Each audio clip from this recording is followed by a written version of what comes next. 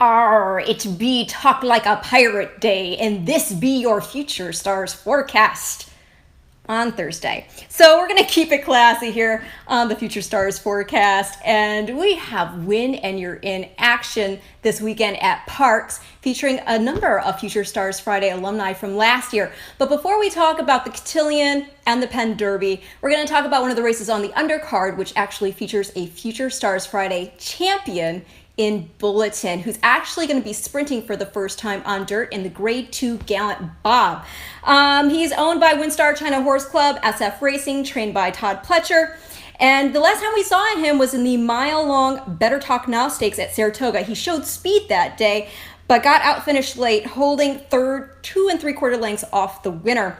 The final time was 1:34.1. He got a 92 buyer, which is actually encouraging, as that's the second highest buyer of his career, the best being a 93 in the Palisades Turf Sprint. The Gallant Bob, it's drawn a field of 9, and he has the outside post with Mike Smith. And it's interesting because Mike Smith is jumping off 2-1 favorite King Jack, who just tasted defeat for the first time in the Shared Belief Stakes when he lost to Improbable. So we're going to have to see how Bulletin's speed translates to dirt. He, of course, is your Breeders' Cup Juvenile Turf Sprint champion. But I think he should handle it just fine if the pedigree's any indicator. He's a half-brother to Tis Miss Sue. She won the 2013 Ogden Phipps on dirt. And both sire City Zip and Dam Sue's Good News, they were both graded stakes placed on dirt too. In fact, City Zip actually beat Speightstown in the Grade 2 Amsterdam, and we all know how good Speightstown was. He ended up winning the Breeders' Cup Sprint in 2004 and went on to be named Eclipse Champion Sprinter that year. Also in that year, City Zip's half-brother, Ghost Zapper, set a record in the Breeders' Cup Classic on dirt, obviously. So, you know, beyond that, Bulletin's jam is by 1985's 2-year-old champion in Ireland, Woodman. And of course that sounds like turf, but remember, Woodman is a son of Mr. Prospector and out of a full sister to Numbered Accounts, who is a record setter on dirt. So I think there's plenty of reason to believe this horse can do well on the main track. We'll have to wait and see. It's a pretty deep field, and again, he'll have to contend with King Jack. We have more Future Stars Friday alumni vying for $1 million in purses and the Cotillion and the Penn Derby, as well as berth into the Longines Distaff and the Breeders' Cup Classic. We're going to start talking about the Cotillion with Serengeti Empress. For the third time in a row, she's drawn the rail. And our 2019 Kentucky Oaks winner has speed that carries those, so shouldn't be too much of a problem. She didn't get to flash that in the Breeders' Cup Juvenile Fillies.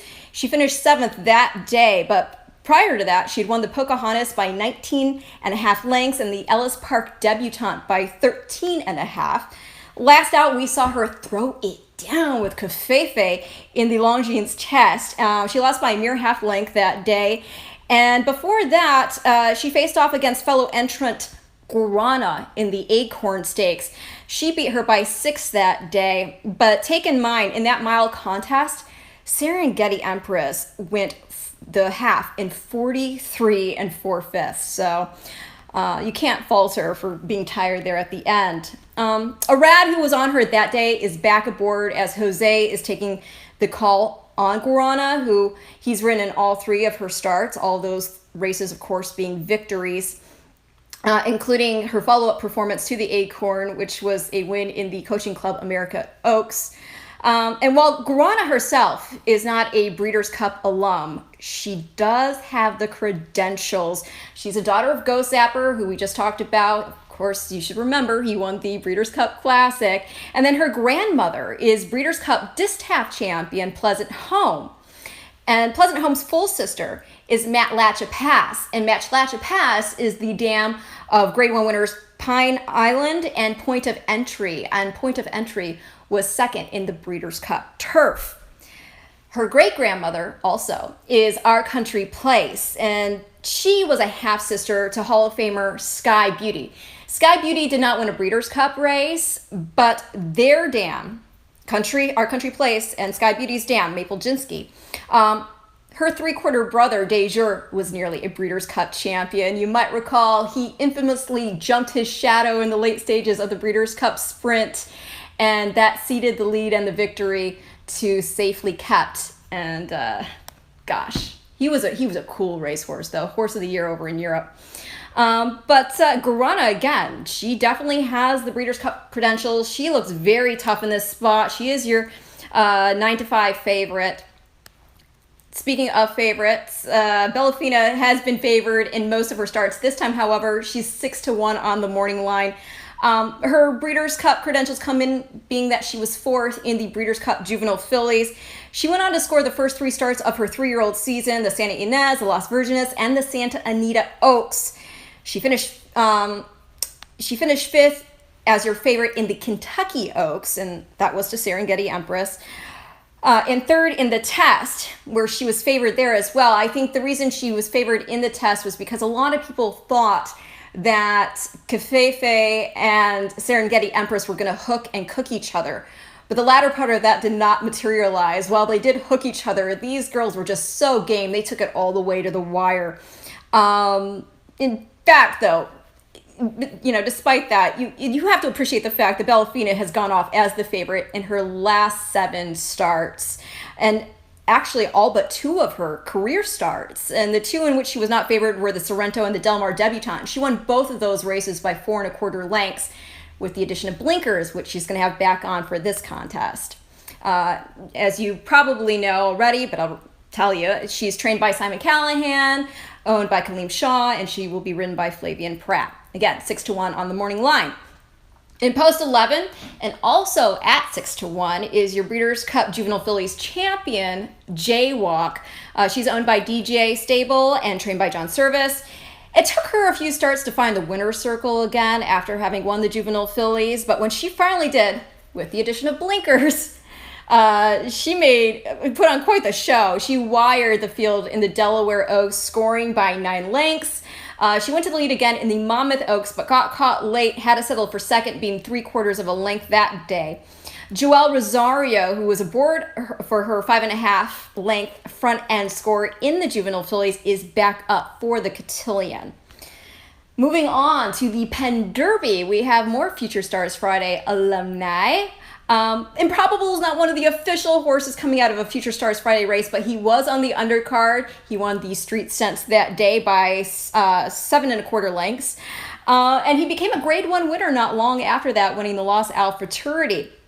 Now, he is coming off a 2 3/4 length score over Gallant Bob entrant King Jack, notching the highest buyer of his career, 104. And he looks set to go. That was with the addition, again, of blinkers. And he's 3-1 on the morning line. Mike Smith aboard. War of Will is 5-1 on the morning line. It's after 2 lackluster starts in the Belmont and the Jim Dandy, the latter of which is the first time since he had been moved to dirt that he was sent to the front end. It is interesting, though, that the switch to dirt after a 5th place finish in the Breeders' Cup Juvenile Turf is what kind of flipped the switch for War of Will. He won his dirt debut by, 5 lengths. Then he won the LeCompte by 4 and the Risen Star by 2.5.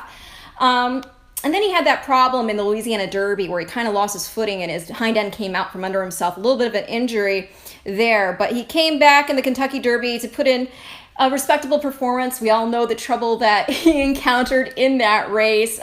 He was officially 8th, beaten 4.5 or 4.5 off the lead. But he came back to win the Preakness by 1 1/4 lengths. So we'll see how he's doing in this spot. It looks like he's working lights out. He last fired a bullet on September 14th, going 47-2, the fastest of 48 horses at the distance.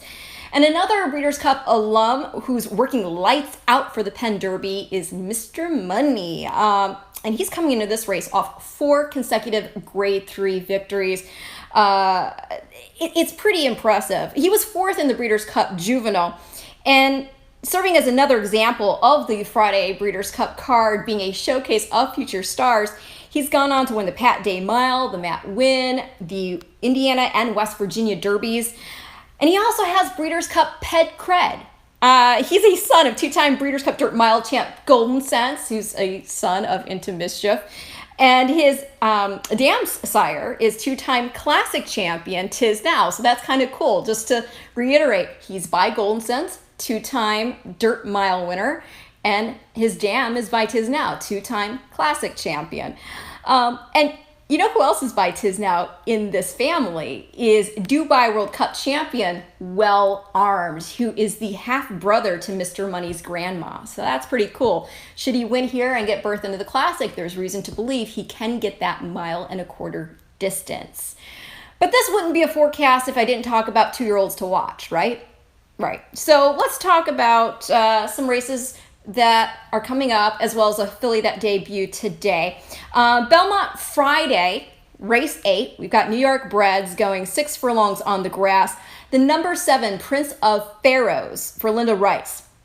He comes into the race, 10-1 morning line, 4 consecutive 5-furlong works on the tab, including a bullet on September 9th. He's a son of American Pharoah, surprise, surprise, who, of course, won the Triple Crown as well as the Breeders' Cup Classic. And then he's out of My Dixie Doodle. She's a daughter of Haskell and Malibu winner Dixie Union. And this colt's second dam is a half-sister to multiple Grade 1 winner Affirmed Success. He won the Cigar Mile, the Carter, and the Vosburg. There's further intriguing pedigree, as his great-grandmother is a half-sister to another Grade 1 winner in X-Born. He won the Hollywood Turf Handicap. She's also a half-sister to Expelled, who won the Grade 1 Eddie Reed Handicap. So again, that's Prince of Pharaohs, 10-1 on the morning line. He might ultimately want more ground, but at that price, that's a mighty fine pedigree, I gotta say. Also in the race is the number 8 horse, Stanhope, 5-1. He's going to be making start number 2 for Shug after flashing speed in his debut on dirt back in July. He held second that day. He was ultimately beaten 3 1/4 lengths. The field admittedly was not strong, I will say that, but it's still really interesting to see this on a street sense making a switch to turf, because his dam Marketplace, who's by Stormy Atlantic, she has a ton of grass pedigree and quality grass pedigree. She's a half-sister to multiple graded stakes winner Enterprising, and Stanhope's grandmother is a half-sister to European champion sprinter Stravinsky. She's also half-sister to Moscow Ballet. And then great-grandmother is Grade 1 turfer Fire the Groom, whose scores include the Beverly D, and then her half-brother is a Group 1 winning sprinter named Dowsing. So again, at 5-1, this is a horse with allure. We'll see how he likes the surface on which it looks like he was bred to run. We also saw a nice filly debut at Belmont today. That was in the 5th race. Her name is Alms. She's a homebred for Godolphin. She had been working impressively toward this start for Michael Stidham. This was 6 furlongs on the turf. She's a daughter of City Zip. We've talked a lot about City Zip already today. And then she's out of an Empire Maker mare named Charity Bell, and she was a Group 3 winner. And she's already produced a multiple stakes winner in Hallie Bell. And then another notable name in this pedigree is Alm's great-grandmother, multiple Grade 1 winner, Banker's Lady. She won the Ladies Handicap, the Top Flight, and the Chuvy Handicaps as part of a 7-race win streak. So maybe a filly to keep your eye out on. Again, her name is Alms for Godolphin and trained by Michael Stidham. Saturday, now we're going to jump ahead. There is a Salty Maiden special weight going 1.16 on the grass. It's race 4 on the card at Belmont. I could talk about them all, but we'll keep this as brief as this pedigree can. But just, just want to rattle off a few intriguing bits about some of these contenders. And this is not in order of preference or anything, just in order of the form. The 3 Upham is by Lee. He's owned and trained by Bill Mott. Mott trained Lee as well.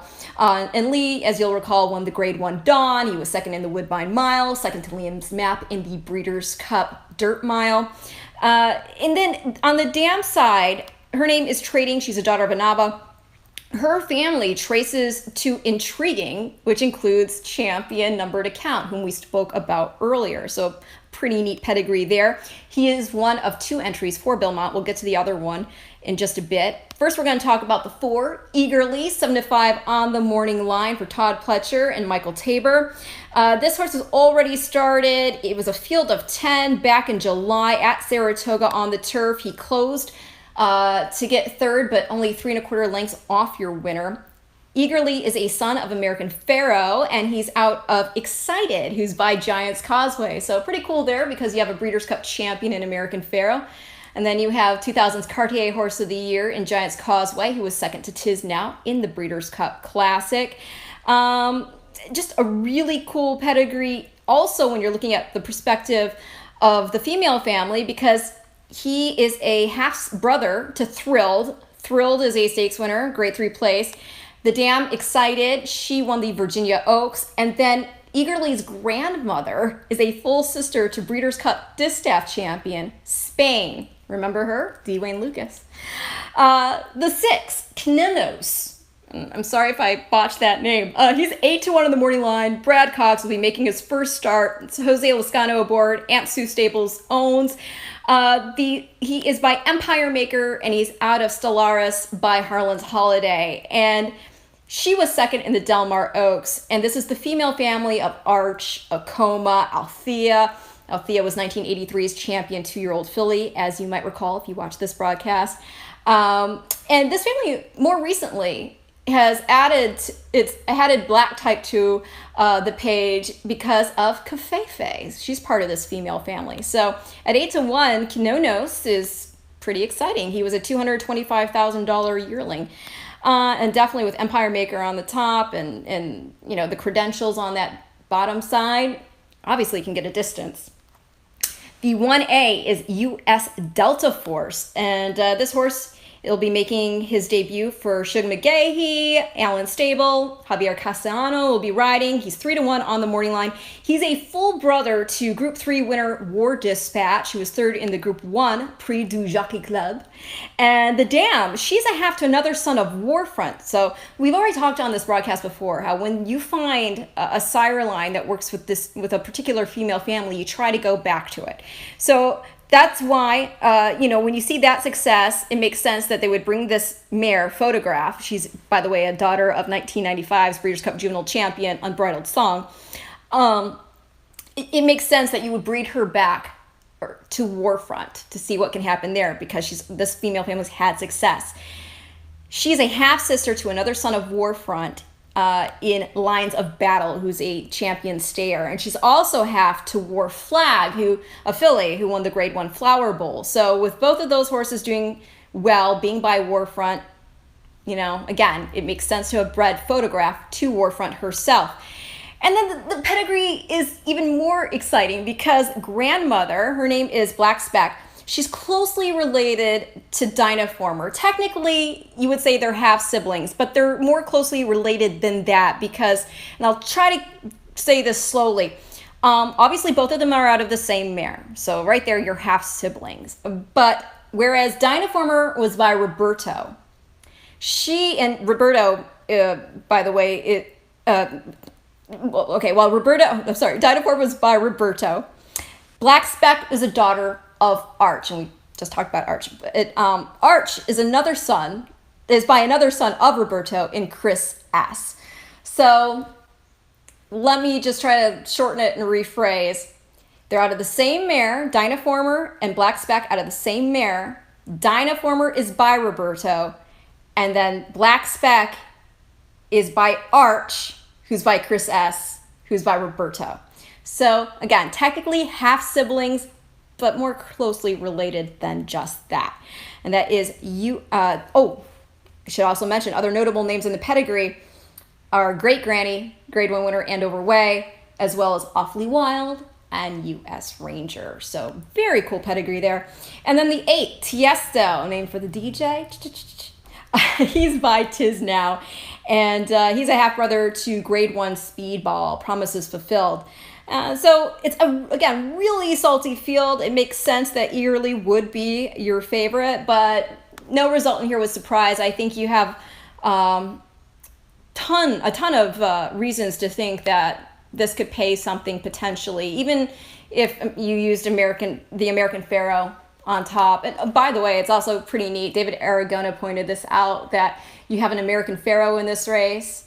You have a horse sired by his sire, Pioneer of the Nile, in the race. And then you also have a horse sired by his sire in Empire Maker in the race. So you have 3 generations of sires, all with the progeny in one event. So anyway, that is your Future Stars forecast for this Thursday. Hopefully we see a horse worth talking about on Monday's card. I'll tell you though, next week it's going to be action-packed because we have more Win and You're In action for the actual Future Stars Friday card. On the 27th is the Shadwell Rockfell at Newmarket. Opening day at Santa Anita on the 27th is going to be featuring, in terms of juveniles, the American Pharaoh, which used to be the front runner, as well as the Chandelier. The American Pharaoh, of course, is a Win and You're In for the TVG Juvenile. The Chandelier, a Win and You're In for the Juvenile Fillies. And they also have, for the Juvenile Turf, on September 28th, the Juddmonte Royal Lodge Stakes at Newmarket. So again, action-packed. So I hope you're having a lovely evening, and we'll meet back here on Monday. Until next time, this has been your Future Stars Friday forecast, and all the best on all your bets this weekend.